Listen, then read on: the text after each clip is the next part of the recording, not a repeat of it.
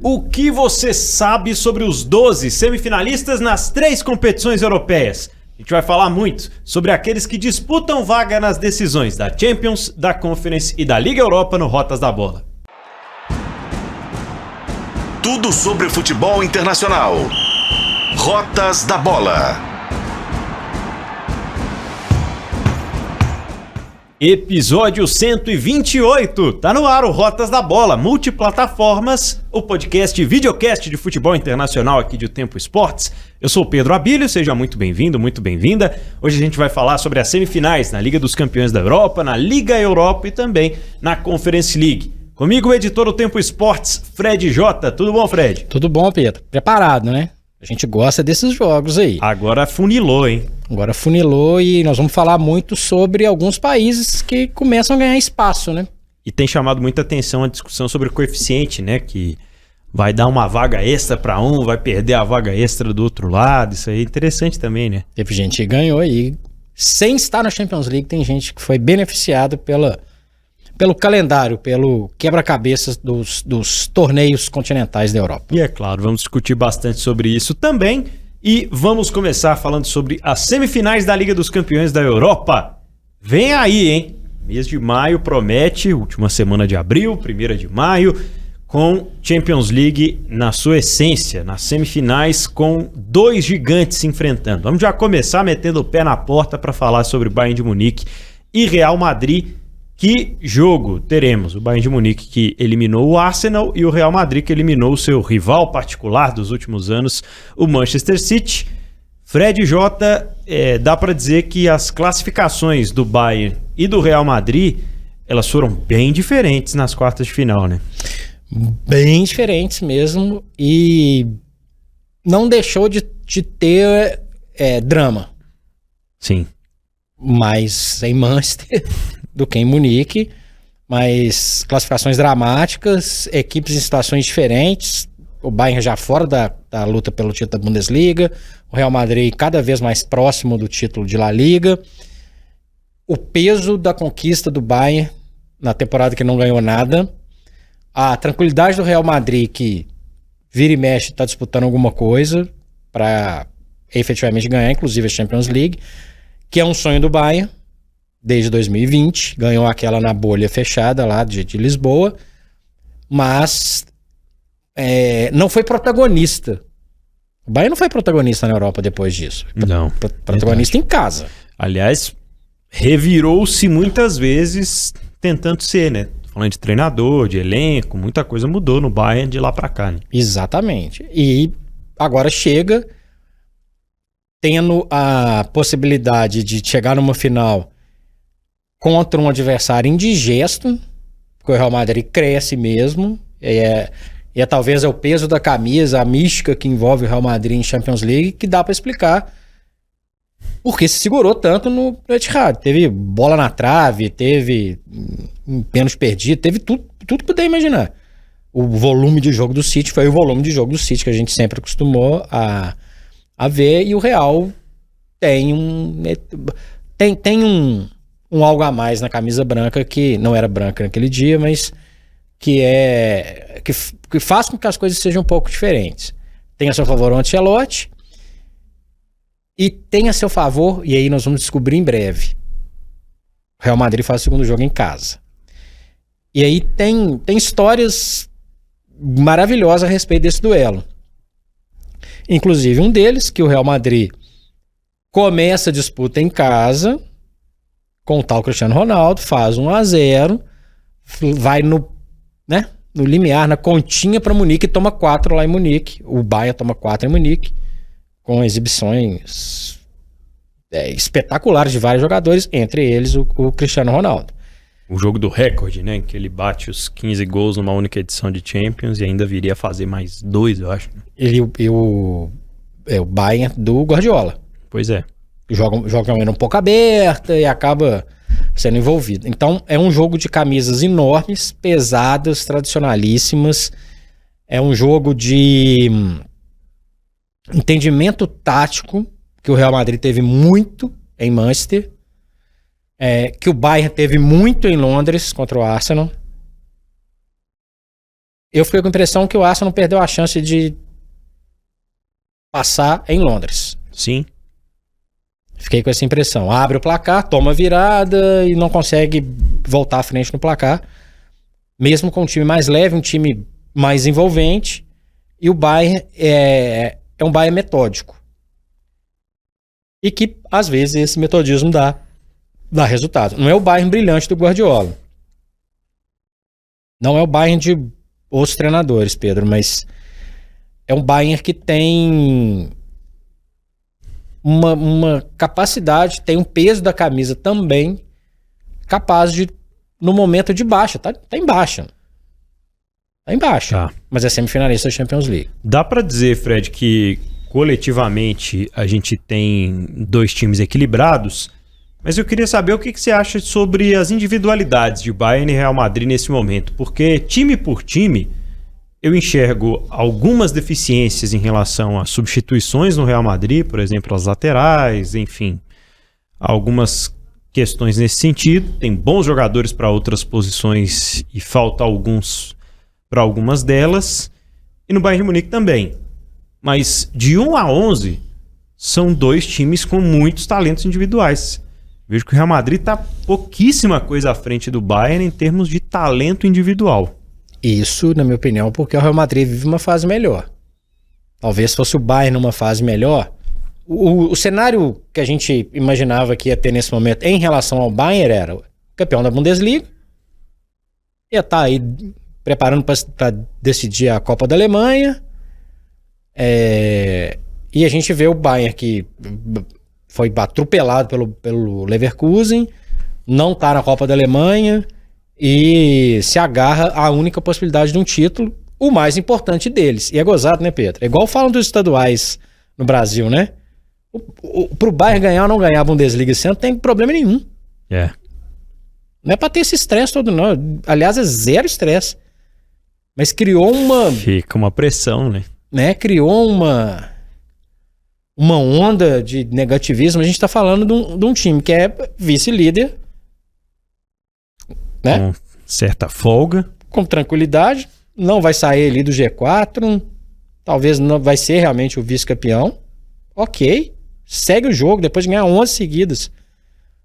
E tem um cara que pra mim é iluminado em relação a fazer e distribuir assistências. Fazer gols e distribuir assistências. Falando do Harry Kane, que pra mim é um diferencial. O Real Madrid não tem um Harry Kane. Não. Deixou de ter um jogador desse perfil nos últimos anos. Não tem. Até quis ter, né? Que isso. E sempre o quer, próprio. né? O próprio, ou o Haaland, por exemplo, e tal. Mas o Kane, ele passou a temporada inteira, a primeira temporada dele na Alemanha, sempre com mais gols que jogos, ou a mesma quantidade de gols e jogos, ou um pouquinho menos de gols em relação ao número de jogos. É artilheiro disparado da Bundesliga, virou artilheiro da Champions League jogando contra o Arsenal. Se a gente que tá aqui a milhares de quilômetros de distância fica pensando, pô, mas que cara pé frio, hein? Você imagina isso na cabeça do cara. O Harry Kane está a 3 jogos de ser campeão da Europa. Com uma camisa poderosíssima, a camisa do Bayern. Dá pra falar que é tão azarão assim? Não dá. E muito pelo contrário, né? Uma coisa não tem nada a ver com a outra. Quem do Tottenham conseguiu esse feito nos últimos anos, né? De levantar um caneco? Ele optou e alguns fatores fizeram com que ele ficasse lá por muito tempo. Agora é uma coincidência muito grande e essa história é um grande demérito ao que o Bayer Leverkusen está fazendo essa temporada, né? Não, a culpa é do Harry Kane. E o Bayer Leverkusen comendo a bola há 33 rodadas, 32 rodadas, enfim. Você falou um ponto interessante sobre os dois, né? Que é o paralelo com as outras competições, né? O fato do Real Madrid ter caído cedo na Copa do Rei, o fato do Real Madrid ter aberto uma grande vantagem na liderança da La Liga, enquanto o Barcelona e o Girona vão disputando ali pelo segundo lugar, e do Bayern de Munique não ter mais muitas aspirações na Bundesliga, afinal de contas, né, tem uma distância considerável na reta final em relação aos primeiros colocados que vão para a próxima Champions e já perdeu o título confirmado pelo Bayer Leverkusen. Inclusive tem episódio do Rotas na playlist no YouTube, você pode acompanhar, ou na sua plataforma de podcast também. O último episódio falamos sobre o Bayer Leverkusen. Me chama muita atenção esse aspecto. Você falou dos gols do Harry Kane, ultrapassar 40 não é fácil, ainda que se jogue a Bundesliga, não é todo jogador que consegue, então realmente teremos um duelo de muito poder, principalmente o poder ofensivo de duas equipes que já ultrapassaram há algumas semanas, né, alguns jogos, a barreira dos 100 gols em pouco mais de 40 jogos na temporada 2023-2024. O Real toma menos gols do que o Bayern, que é uma coisa nova também nessa temporada, né? Sim. Também o normal era ser o inverso. Mas a gente está falando de um time que tem um Neuer. O Neuer fica nervoso em decisão, Pedro? Nervoso fico eu. É um time que tem um Kimmich, é o time que tem um Goretzka, é o time que tem... Musiala. Eu tava baixando o nível a idade não tinha chegado nele ainda não. Sané. Sabe, tem muita gente, né, com Goretzka, com capacidade de suportar o que é jogar com o Real Madrid numa semifinal de Champions League. Thomas Müller, né, que também não vai assustar quando for chamado e tal, e o Harry Kane. Junte-se a isso, Gnabry, Musiala e companhia limitada. É um baita time, Pedro. E hoje o que eu fico incomodado é que a temporada do Bayern é péssima. É péssima. Como assim? É semifinalista da Champions League e é vice segundo colocado na Bundesliga. Rapaz. Ok. Tem um desafio. É Vinícius, é Rodrigo, é o Bellingham. Talvez não um Bellingham tão poderoso quanto aquele do início da temporada. Né? Já entenderam mais ou menos como ele joga. Aliás, se tem alguém que conhece como o Bellingham joga, é o próprio Bayern de Munique, né? É verdade. É um time de Toni Kroos. É o time do Modric até hoje. É o time do Tchouaméni. É o time do Camavinga. Então, assim, pra mim é taco a taco com a pontinha da mística do Real Madrid aí. Vamos lá. E aí? Eu tenho uma opinião que eu acho que vai ser impopular sobre esse jogo. Por favor. Eu acho que o Bayern vai ser finalista da Champions League. Eu acho que pelo fator começar decidindo em Munique. Boa pedida. Não consigo te cravar. Eu acho que o Real Madrid tem um dedinho por causa dessa onda em cima do Bayern. Um dedinho de favoritismo. É o 51-49. É pouca coisa, né? Veremos em breve. Do outro lado das semifinais da Champions League, teremos Borussia Dortmund e Paris Saint-Germain. Ida em Dortmund, volta em Paris. Outro jogo complicado, mas para mim duas equipes que estão tecnicamente nesse momento abaixo dos outros dois semifinalistas, Fred. Tranquilamente. Para mim tem a grande zebra da competição, que é o Dortmund. Também acho. Grande zebra. Até quando a gente achava que a zebra ia parar em algum lugar, não parou. Porque teve tudo para ser eliminado pelo Atlético de Madrid, não foi eliminado. Aliás, os dois estavam no mesmo grupo. Que tinha Newcastle e Milan. E se você for ver o Rotas da Bola da época lá dos grupos, vocês vão ver o que a gente pensava a respeito do Eu Dortmund. achei que nem estaria no mata-mata. Para vocês verem. Faz uma Bundesliga no padrão do que pode ser feito mesmo. Mantém uma tradição do Dortmund de boas décadas. Revela bons jogadores, contrata alguns jogadores experientes em posições específicas. Nenhuma super estrela. Um trabalho consistente. Uma torcida maravilhosa. E a possibilidade de fazer história sempre anda junto com o Dortmund. tem uma energia, tem uma coisa tão bacana na Muralha Amarela, no seu estádio, que, clichê ou não, é uma arma poderosíssima. A gente tá falando de um Borussia Dortmund que vai enfrentar um time que não tem essa vivência toda assim de Champions League.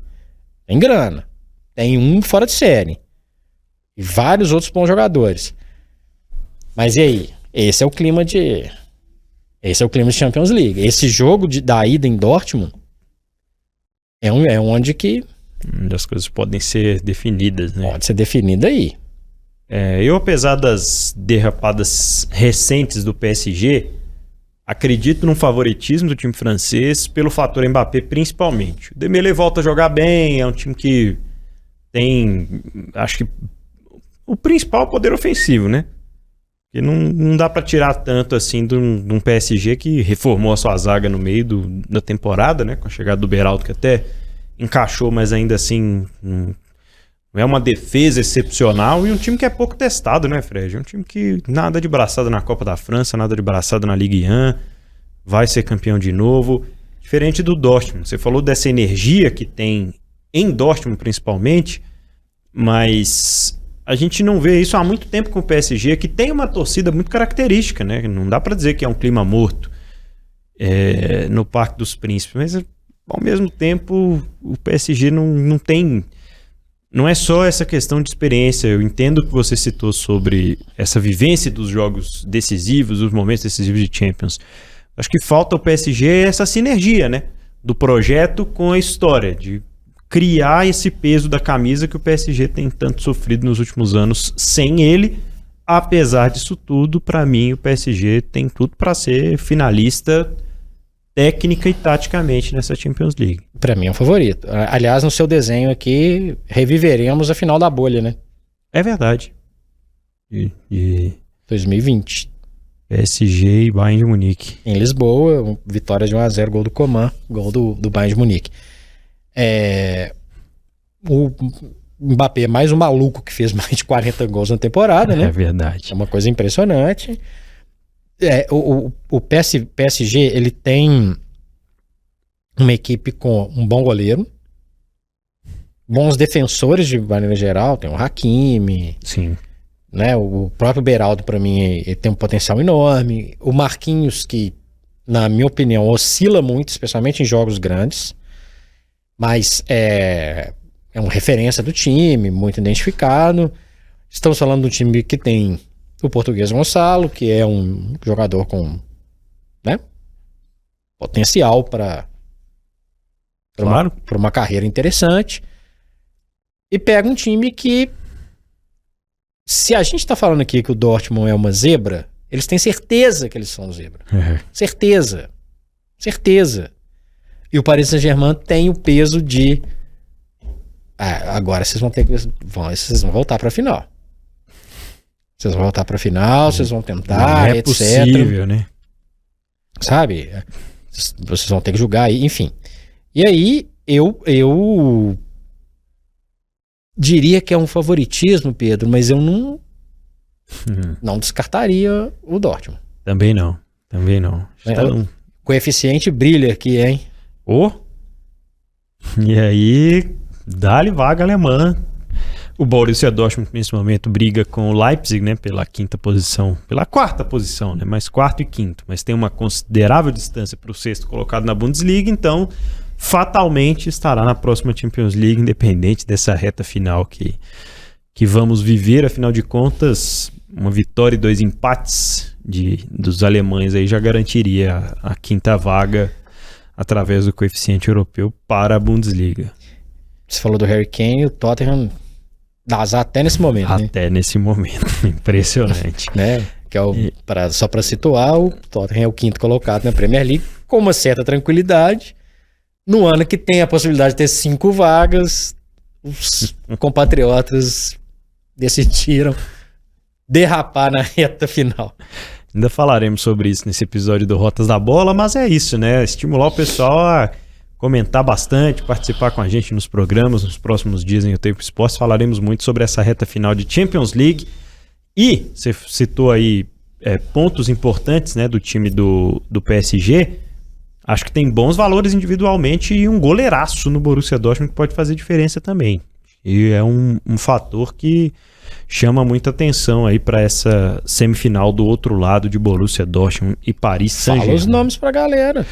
Kobel, para mim, é um baita jogador. Gosto muito do Henry Kahn na cabeça de área e sendo ali o líder da defesa, sem desconsiderar a experiência que o Hummels carrega. É impossível não citar Marco Reus, é impossível não citar o Malen e o Haller, que são as referências, né, ofensivas que variam às vezes, mas que ainda assim o Borussia Dortmund confia mais para fazer os gols. Haller um vitorioso de várias formas, superou um câncer. E só um negócio, o menino Dortmund tem a última chance de repente conquistar um título gigante pelo seu clube de coração, né? Marco Reus é um jogador que passou por tantas contusões, por tantos problemas. Essa acho que é a última vez, viu, Pedro? Dificilmente ele vai ter uma possibilidade de chegar tão perto de... Isso mexe também. Claro, com certeza. À medida que o projeto vai oscilando, né? Mas o Borussia Dortmund tem um bom plantel, assim, boas opções para montar bons times. Não sei se vai ter a capacidade defensiva, né, de parar o Mbappé e companhia, mas certamente tem poder para responder à altura, né, para tentar fazer um jogo mais aberto, de repente, contra o Paris Saint-Germain, se necessário for, principalmente na partida de ida na Alemanha. Exatamente. Esse jogo vai ser muito... Eu acho que tudo isso que eu falei de maneira geral, tem o menino Dortmund, o Marco Reus, mas o Hummels também ele tem um gostinho de eu quero ganhar esse negócio pelo Dortmund. Já que vai lá assistir a semifinal do outro lado? Veremos. São em dias diferentes, né? Tá tranquilo. De bonezinho lá na arquibancada. Imagina isso no Brasil. Ai, meu Deus. Vamos lá, vamos falar da KTO.com para você já preparar os palpites aí para as semifinais das competições europeias. Você sabe que ganhar e perder faz parte, mas no final o que conta mesmo é a emoção. Quem sabe muito bem disso é a KTO.com, que é o lugar perfeito para você brincar com as probabilidades e também palpitar com responsabilidade, se divertir, que é o principal, numa plataforma que é muito fácil de usar e com diversas possibilidades para fazer o seu jogo, Fred. Pois é, fazendo seu cadastro na KTO, você tem até R$200 para dar o seu primeiro palpite sem risco. Conta com cashback para sacar e várias promoções para participar. É muito bom, então você já sabe. Quer mais diversão? Acesse kto.com, faça o seu cadastro. Lembrando que é um site para maiores de 18 anos. Jogue com responsabilidade, por favor. É isso, pessoal. Sempre importante. Bom, bora contextualizar aqui as semifinais da Liga Europa. Temos o Olympique de Marseille e Atalanta, a ida na França, a volta na Itália. E o Olympique de Marseille, que é nono colocado no momento em que a gente grava esse podcast, dificilmente sairá dessa posição nos jogos restantes da Ligue 1, né, até a 34ª rodada. Engatou uma sequência de derrotas que o tirou ali da possibilidade de vaga para as competições europeias. E nesse momento a Atalanta e a Roma estão disputando ponto a ponto ali para ver quem fica com a quinta posição. A vaga extra herdada pela Série A e a Roma, que está do outro lado dessa semifinal, vai jogar contra o Bayer Leverkusen, eliminou simplesmente o West Ham e todo mundo achou que iria perder nas últimas semanas, tem feito um certo esforço para ser derrotado, mas ao mesmo tempo o esforço para não perder com gols nos fins dos jogos é ainda maior. É uma final que, independente dos classificados, vai ser muito interessante. Para mim são 4 times que jogam completamente diferentes, Fred. A gente está falando de um time... Em vários momentos a gente passou aqui sobre a atmosfera, né? Sim. Especialmente a do Dortmund, que a gente falou na Champions League. E aqui tem atmosfera nos 4 lugares, né? E aqui a gente está falando do Velódromo, que é o estádio mais apaixonante da França. A gente está falando do até agora, o único francês campeão de Champions League. É uma torcida apaixonada, uma torcida que vê essa possibilidade de disputar uma final europeia num primeiro momento, que acho que já seria um grande passo, e vê a possibilidade de, quem sabe, conquistar um outro título europeu. É muita coisa num espaço tão pouco de tempo pro torcedor do Olympique de Marseille, que tem Aubameyang, que é um cara que faz seus golzinhos, viu, Pedro? Faz, com Faz seus certeza. golzinhos, não esqueceu como é que faz, não. Já jogou pra Muralha Amarela e agora joga pra essa torcida apaixonada, que eliminou também um time de torcida apaixonada, eliminou o Benfica. E pra mim, dos 4 que estão aqui, é o que eu menos imaginava que estaria aqui. Ah, mas a Atalanta eliminou o Liverpool. Beleza. Mas o Olympique, em relação a todo o cenário, a Atalanta briga por uma vaga na Champions League na Itália. Né? Desse bolo, sinceramente, pra mim é a maior surpresa que tá aí. E vai fazer um caldeirãozão, coisa que tem, em Bérgamo tem um caldeirãozinho? Tem, mas não é do mesmo tamanho. É, verdade. Não é o estilo de jogar, a forma do Atalanta se impor em relação aos adversários é mais interessante do que o Olympique de Marseille. Para mim é favorito na disputa. Mas o estádio, o Velódromo, ele vai pulsar de um jeito diferente. E é o jogo de ida, né? É o jogo de ida. Lembrando que o último jogo de ida, a Atalanta foi lá e fez 3 em Anfield. Que também é um estádio com histórico de noites europeias. Verdade.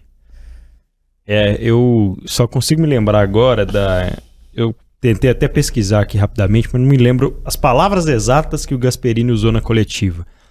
Mas ele fala, depois do jogo de volta, né? Que vai pro intervalo, se eu não me engano, com 1-0, né? E aí tava 3-1 no agregado. Exato. E aí ele pergunta pros jogadores: vocês querem baixar o bloco? Vocês querem que eu coloque mais um defensor e tal? E os jogadores disseram que não. Ele falou que ali ele ganhou a Europa League dele. Que ali ele conquistou o título que ele queria para essa temporada, quando os jogadores não quiseram se defender, mesmo tendo 2 gols de vantagem sobre o Liverpool, e viriam a conseguir essa classificação, que é uma classificação histórica, né, Fred? É o tipo de classificação que dá muito moral para um time como o Atalanta, né? O que, além do estilo de jogo, essa classificação coloca como favorito geralmente no Olympique de Marseille. Com certeza. Se a gente for puxar aqui, quantas vezes o Liverpool tomou 3 em Anfield num mata-mata de uma competição europeia? Difícil. Muito difícil. Difícil porque não tem. Difícil perder em casa, difícil porque não empatar. tem. Então, o feito deles é impressionante. A gente tá falando de um Liverpool meia boca que arrastou aí por um tempo até a chegada do Klopp. Estamos falando do Liverpool do Klopp, com o Van Dijk, com o Salah, com McAllister, com todo mundo. Junte-se a isso uma linha de trabalho que já está há algum tempo, que já tem um perfil. Não é nem a melhor versão da Atalanta, já teve versões melhores, mas chega com a moral, cara, tá maluco. Bom, Favorito. se por um lado eu falei do Gasperini, o Gianpiero, o técnico da Atalanta, que deu essa declaração sobre os seus jogadores não quererem se defender contra o Liverpool, mesmo com um placar tão vantajoso, do outro, Daniele De Rossi foi um dos protagonistas quando é perguntado à beira do campo por um de seus jogadores: quanto tempo falta, professor? Ele deu uma bronca tremenda e xingou o jogador que estava perguntando quanto tempo faltava. O jogo já estava perto dos acréscimos e ele não entendeu que, o jogador não tem que saber isso, não. Está preocupado com o tempo agora, vai jogar, filho. E a Roma chegou a essa semifinal para jogar com o Bayer Leverkusen. Tem favorito nesse confronto, Fred? Tem. Leverkusen, né? Time do Xabi Alonso. Tem. A não ser que se desconecte completamente de hoje até o dia do primeiro jogo, que é na Itália. A Roma tem a seu favor o fator De Rossi, que é um cara... Eu falei do menino Dortmund, né? É verdade. Toma energia, né? Toma um menino Roma aí pra você. A Roma ganha a Conference. No ano seguinte, ou na temporada passada, perde a final da Liga Europa pro Sevilha e já está de novo numa semifinal europeia. E ganhou gosto pela coisa. E isso é muito legal. Claro. É uma torcida apaixonada, é uma torcida de um time de uma capital que, como várias outras capitais europeias, tem menos títulos, né? Londres tem menos títulos do que Manchester e Liverpool. Paris agora que... Tá né, chegando lá no... Que chegou, nunca foi. Munique na Alemanha e por aí vai. E a Itália é um caso desse. Então é muito interessante uma cidade do tamanho de Roma ter uma relação... O italiano apaixonado por futebol e ter essa relação. Jogadores rodados, jogadores importantes. Falamos da Roma aqui em algumas edições do Rotas. Só que vai pegar o time... É simplesmente a sensação da temporada europeia.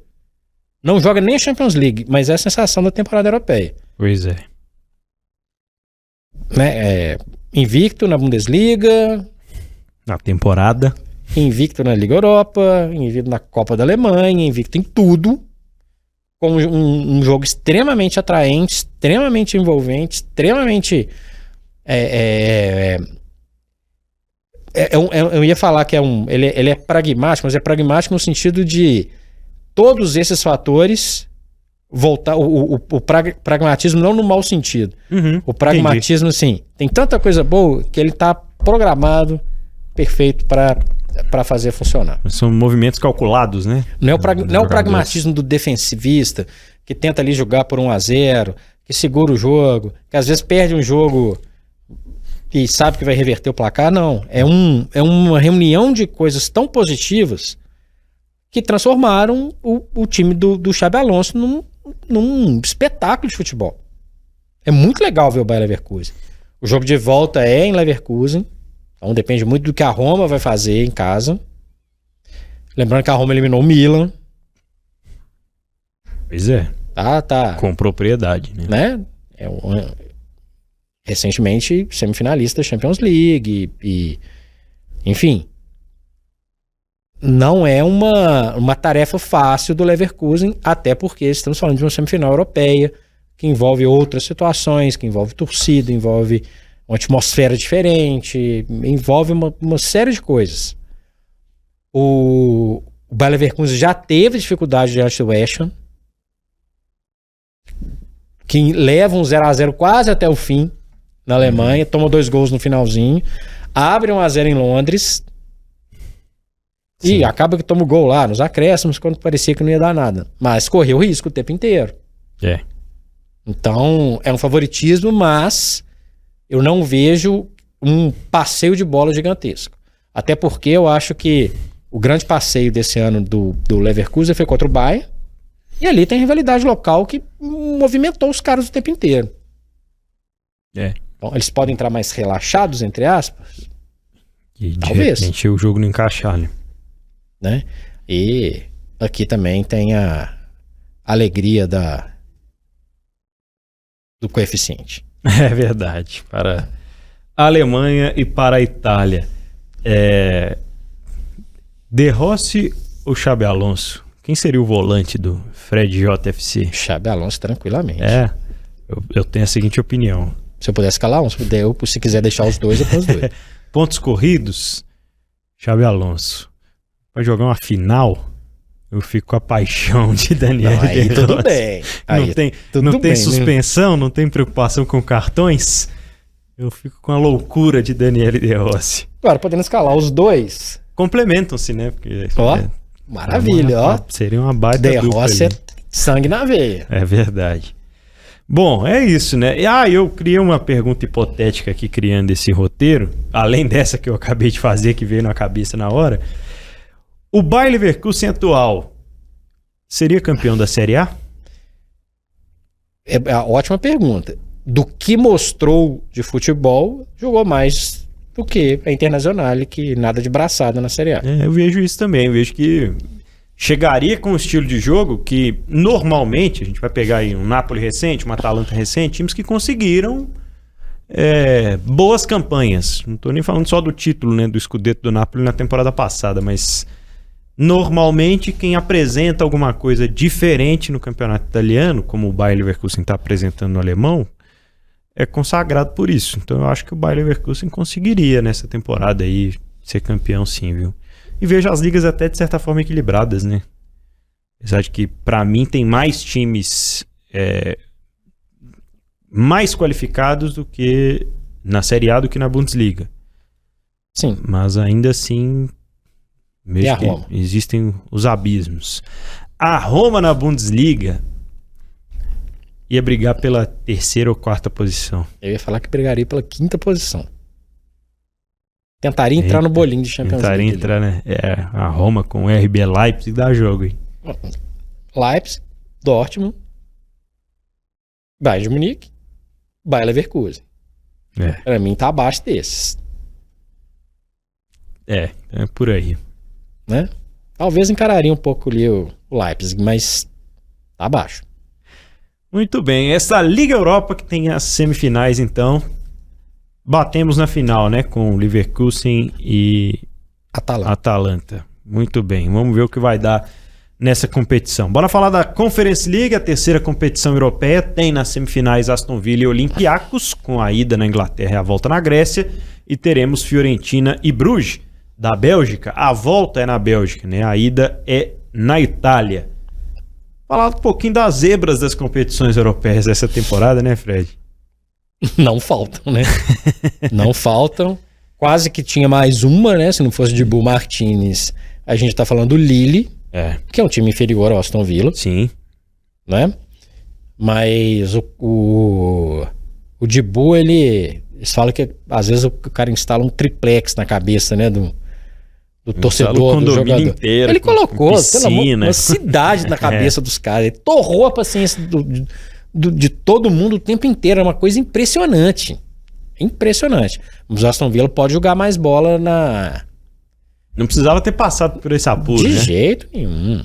De jeito nenhum. Um gol no final do jogo, ou do cash, completamente no vamos ver. Tô falando do time do Unai Emery, que de todos os técnicos que estão aqui, é o mais acostumado, inclusive da Liga Europa, é o que tá mais acostumado a ganhar esse tipo de competição. Então, assim, calma lá. Muito jogador bom, né? Dibu Martinez, Douglas Luiz, Oli Watkins, né? Calma lá. Aston Villa é favorito contra o Olympiacos. Vai enfrentar um inferno na Grécia. No jogo de volta. Jogo de volta. Então, se vire para fazer alguma coisa no Villa Park. O Olympiacos, nessa posição, inclusive, para mim é uma surpresa. Acho que o Fenerbahçe tinha mais time, mas também foi um jogo taco a taco. Quebradíssimo. Aguerrido, para quem estava com saudade de ver pênaltis batidos pelo Rodinei. Ele bateu. É verdade. Né, num jogo nesse jogo decisivo entre Olympiacos e Fenerbahçe. O Aston Villa tem mais bola. Para mim, inclusive, tem mais bola dos 4. Se vai fazer isso em campo, valer? Não sei. Lembrando que está numa posição relativamente confortável na Premier League. Tá no G4.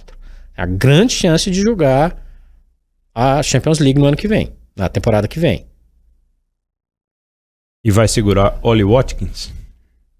Eis a questão. Depende, né? Aí a gente fala na Champions League pode ser que segure. É verdade. E aí teremos Fiorentina e Bruges. Não me surpreenderia se o Bruges fizesse o crime. Concordo. Mas eu vejo esse jogo mais equilibrado que Aston Villa e Olympiacos. Concordo também. Fiorentina que perdeu a última Conference pro West Ham. É uma disputa, inclusive, de duas cidades maravilhosas, viu? Porque Firenze e Bruges são cidades maravilhosas. Maravilhosas. Vamos cobrir?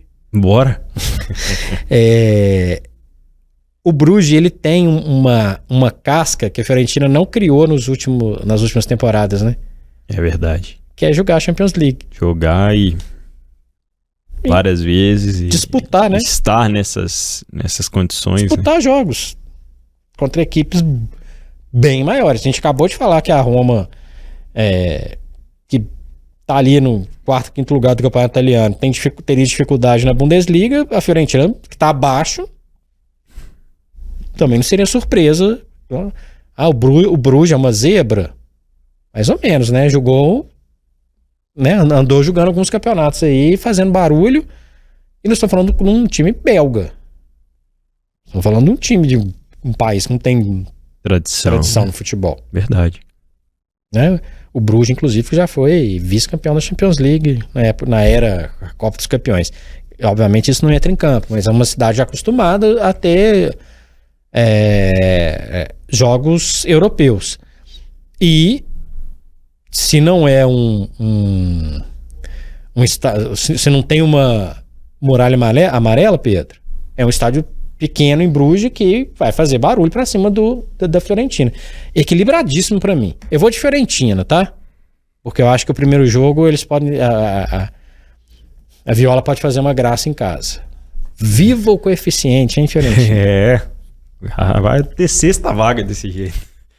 Vamos pros pontos finais aqui do nosso Rotas da Bola. Eu fico também com 55-45 ali pra Fiorentina, para não ficar em cima do muro, mas veja esse confronto um pouco mais equilibrado entre Fiorentina e Bruges. Vai a Fiorentina uma possível outra final de Conference contra o time inglês com a camisa igual, né? É verdade. Que sina. Clarity Blue, como eles gostam de dizer, né?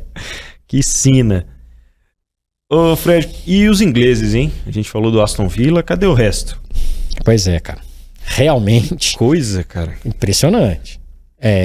Óbvio que não dá pra imaginar que todo mundo ia classificar. O West Ham não era favorito contra o Bayer Leverkusen, começando pela Liga Europa. Talvez o grande assombro de todos, Champions League incluso, foi o Liverpool tomar 3 da Atalanta em casa. Com certeza. Num momento que o Liverpool parecia que perdeu um pouco o prumo, né? Saiu da Copa da Inglaterra. Perdeu o fôlego na Premier League, né? Perdeu aquele gás na Premier League e veio essa zebrona, né? A zebrona, 3-0 da Atalanta, uma zebrona. Ganhar não seria uma zebrona, mas 3-0 é uma zebrona. Então, pra mim, em relação ao West Ham, era um time melhor do que o outro. Ponto. E acho que foi até muito bem, pensando que segurou o Bayer Leverkusen fora de casa até quase o final do jogo. Estamos falando de do West Ham, que tem um treinador que não é um treinador de jogo vistoso. O David Moyes é um técnico que tem bons jogadores ali no seu elenco, mas nunca foi um técnico de jogo vistoso, pra cima, que consegue cercar um time, encurralar um time. O West Ham não faz isso na Premier League. Ok, dentro do pacote. O Liverpool realmente foi um assombro no sentido de que é a última temporada do Klopp, era a chance de uma conquista europeia. O clube vibrou tanto com a Copa da Liga, e imaginei assim, a Liga Europa, que nós falamos sobre isso recentemente, ganhou em proporção, né, nos últimos anos. É o último ano do Klopp. Já tá fora da Copa da Inglaterra, inclusive saiu de maneira traumática pro maior rival, Manchester United. Vai terminar talvez a temporada com a Copa da Liga? Pouco, né? É pouco. Pro que a gente viu de expectativa ser criada no início da temporada, e aí colocando o Arsenal no pacote, momentos assim, né, de brilho do Odegaard contra o Bayern de Munique, acho que principalmente no primeiro jogo. Saka, né? Saka, o Rice, o Gabriel Jesus entra bem também, né? Criando algumas oportunidades no segundo tempo. E depois vai para Munique e desmonta, né? Desaba aos poucos. Então, assim, acho que num contexto geral, eu não sei se faz sentido para você, mas eu vi os times da Premier League abatidos no sentido até físico da coisa. A temporada do Campeonato Inglês exigiu tanto de Arsenal e Liverpool, por exemplo. O West Ham tem gastado tanta energia para tentar manter a pegada da temporada passada, E o mesmo com o próprio Aston Villa, né? Que precisou do Dibu Martínez na penalidade para poder fazer a diferença. Então eu acho que, de alguma forma, o desgaste da temporada na Inglaterra foi maior do que as outras ligas e copas domésticas para as outras equipes, não justificando e dizendo que a classificação está só na conta disso, mas para mim não é só uma coincidência que todos os ingleses, ou quase todos os ingleses, tenham caído até as semifinais nessa temporada. Mas faz sentido, tá? A gente tá falando de um país que tem a Copa da Liga. Essa turma toda aí disputa 3 competições. Alguns avançam, vão até lá na frente, outros não vão tão longe, mas a Copa da Inglaterra exerce também uma questão tradicional na Inglaterra, torneio mais antigo da história do futebol, é o jogo que encerra a temporada em Wembley, tem um fator emocional. Falando isso, porque eu citei o Liverpool nesse pacote. O Arsenal, na minha opinião, ele, guardado a diferença da Liga Europa da temporada passada para a Champions League, o Arsenal quer tanto essa Premier League que às vezes eu vejo, além disso que você falou, que acho que faz sentido sim, que às vezes não tá com a cabeça toda ali. Temporada passada isso ficou nítido, né? Beleza. E esse ano eu fiquei em dúvida se será que o Arsenal vai focar. E eu achei que não focou 100%. Pelo padrão de jogo do Arsenal, no momento de altos e baixos, guardada, né, o que eu falei a respeito do Bayern, o Arsenal ele não entrou com o volume de jogo e o perfil de jogo dele de Champions League. De fato. E o Manchester City e Real Madrid, que era o jogo totalmente equilibrado, um espetáculo 3-3 de Madrid. O City fez o que ele sempre fez. Ele fez. Dominou, posse de bola, zilhões de chances de gol. Na temporada passada entraram 4. O futebol é isso. O futebol é isso. O futebol permite que isso aconteça. Não estou falando de um time, né? O City é 1000 vezes melhor que o Real Madrid. Não estou falando isso. Estou só falando que era melhor. Jogou mais bola. Jogou bola para tirar o Real Madrid. Jogou. Inclusive no jogo de Madrid. Inclusive sai invicto, né? Continua invicto. Né? O Rodri não perde, né? O cara joga e não perde jogo. E saiu. Ali é futebol. Ali é uma circunstância de futebol. Agora, Arsenal, Liverpool e a forma de jogo do Aston Villa acende uma luzinha. E às vezes também tem uma luzinha que é importante acender, né, Pedro? A Premier League é boa? Óbvio que ela é. Mas isso não significa que os times ingleses vão ter uma dominância na Europa. Por diversos fatores. Inclusive, eu agregaria ao cansaço, além das 3 competições, você tem uma quantidade maior de jogos pecados. É isso, poupa menos os jogadores, né? West Ham, Aston Villa, Liverpool, Arsenal e City. Essa galera tá jogando lá com o Manchester United, com o Tottenham, com o Newcastle. Vai jogar lá em Brighton. E por aí vai. É uma competição que é melhor. Isso aí não tem como negar. Então, é mais difícil. E aí, quando o Arsenal, por exemplo, se vê com a possibilidade de ganhar, eu quero ganhar esse campeonato aqui e talvez essa divisão de objetivos tenha pesado, na minha opinião. Falar também sobre os italianos, né? A ausência de Inter e Milan não impedindo que outros italianos vão avançando e conquistem, né, mais pontos para o coeficiente, para a 5ª vaga que a Itália já confirmou antes mesmo do fim das competições na temporada europeia.